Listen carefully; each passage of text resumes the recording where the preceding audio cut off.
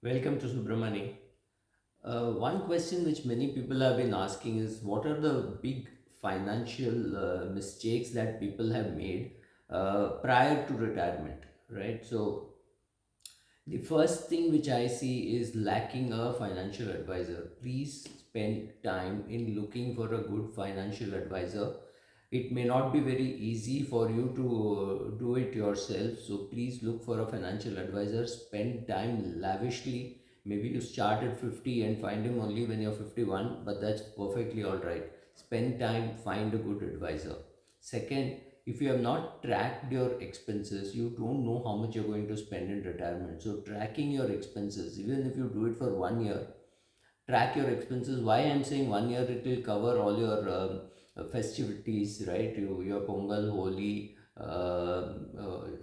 all those expenses where you could be spending money, Diwali, Navratri, wherever you're spending money, all that has to be covered. Your vacation has to be covered. If it's a year in which you did not take a foreign vacation but you wish to take a foreign vacation once in 2 3 years, or whatever is your frequency, make sure that you're provided for all that. So right, so lack of a realistic financial budget which should take care of all your health and travel and all those expenses. But where I'm saying is, you will never be perfectly prepared for something disastrous happening, but still provide for all that you know and understand. For example, people take a lot of cancer insurance. I am a little against taking cancer insurance. I would prefer taking a bigger medical insurance, because you go and protect yourself against all financial problems if you get cancer, and what happens if you get kidney failure, right?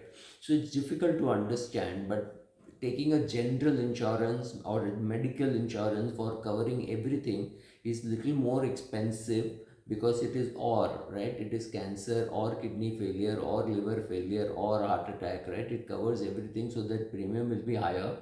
But make sure that you take a big general insurance, medical insurance, rather than a specific insurance. Don't take specific insurance.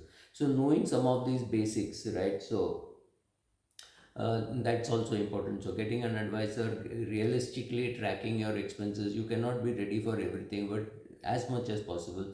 Third, understanding that you have moved from the accumulation phase to the withdrawal phase, assuming that you're in the withdrawal phase at the age of 60 or 65, whatever. Understand today that exactly what you liked in the accumulation phase is going to hurt in the withdrawal phase.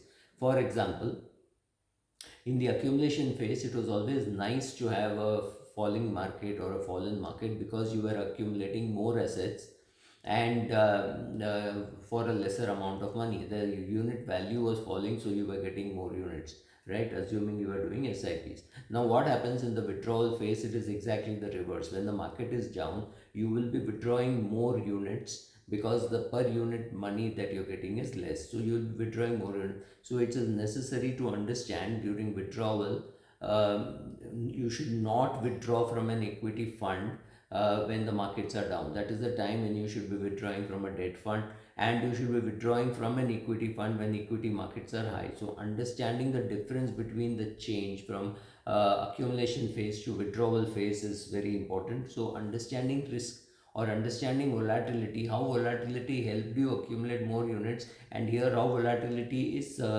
you're taking more risk. So if you don't understand that, if you don't understand the risk versus return thing, if you don't keep some, you need to keep some money for an emergency in bucket number one.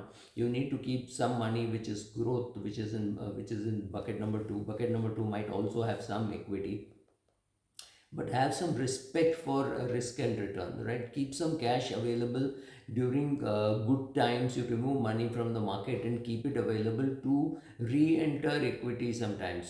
So cash is held in two things. One is for an emergency, and second for tactically being able to move into equities as and when you need it. So have some respect for risk and return. Understanding when to buy annuities. So if you've decided to buy say 3 crores worth of annuities, buy the first one when you're 65, buy the second one when you're 72, and buy the third one when you're maybe 77, 78. So by staggering it, you get three different rates of return, you get three different interest rates. Buy all of them for whole of life without return of premium, that is the best that you can buy. And you will realize that the later that you buy, the greater is the amount of the annuity that you will get. So stagger in buying. Again, comes back to the first step. If you do not have a good advisor, it's very difficult to understand all this, and even more difficult to implement it with the discipline that is necessary. Another very shocking thing, which I speak with regularly on my channel and with the people whom I meet in real life, is not understanding tax implications. So very simple. Instead of keeping money in a bank fixed deposit, if you were to keep it in a debt fund, which could be a ultra short bond fund, short term income fund, a long term income fund, or even a gilt fund, keep it there, keep it in the growth option, and start withdrawing after 3 years as a systematic withdrawal plan. You're simply shifting yourself from a 30% slab to a 10% slab, right? You will definitely pay lesser tax because of it being treated as capital gain. Will we lose this benefit? Maybe there'll be an amendment, but as of now, it is available. So 5 years, 10 years, 20 years later, this is how you will plan. What the tax situation will be at that point in time, we do not know. Another thing is, if you in the we are victims of what has happened to us in the recent past, what we call the recency bias. Last 7 8 years, we have not been hit by very high inflation. Yes, there has been inflation in fuel, etc. In certain products, there has been inflation, but overall, if you see, there has not been much of inflation.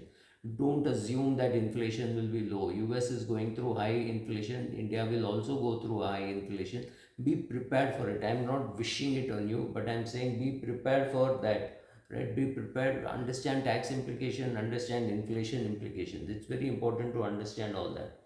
Uh, uh, Also make sure that you're not desperately trying to earn extra 1% or 2% and taking higher risk, which you may not need it at all. Suppose you have calculated your annual expenses are 5 lakhs and you are now 65 years of age. So you are assuming for the next 30 years or next 25 years, let's call it 30 years, you need about 1.5 crores 30 times. So let's say you want to err on the side of caution, so you have 2 crores. Now suppose you have 18 crores or 17 crores, then it does not really matter whether you are investing most efficiently, how much tax you are paying, nothing really matters. But the old habits die hard, so you're desperately trying to save 1 rupee here or save 1 rupee there. Don't do it. Make sure that you're efficient and good, rather than you are being very miserly with your money. Have fun, enjoy it, but be careful about how much money you need. Don't, I mean, if you have 18 crores where you need two, it's fairly obvious that you're punching way below your weight class, and you can afford to have little inefficiencies built into your portfolio, which anyway does happen over time. It will happen. So you need not be perhaps in well managed funds or etc. Just shift to an index fund. That's what I mean. Simplify your portfolio because you anyway are adequately provided for. One more thing which I find very odd is people are not prepared for death, because it's not just having a will that is important, it is also showing the people where the money is invested, your family, friends, or whoever is going to manage your money afterwards, your wife, your children, right? Somebody needs to know, your financial planner needs to know. So write down a lot more than what you are writing down currently, right? These people won't remember what you said, especially if they're not interested. So be careful about that, right? uh, I think I've done enough videos on retiree mistakes, so this is one more. Thank you.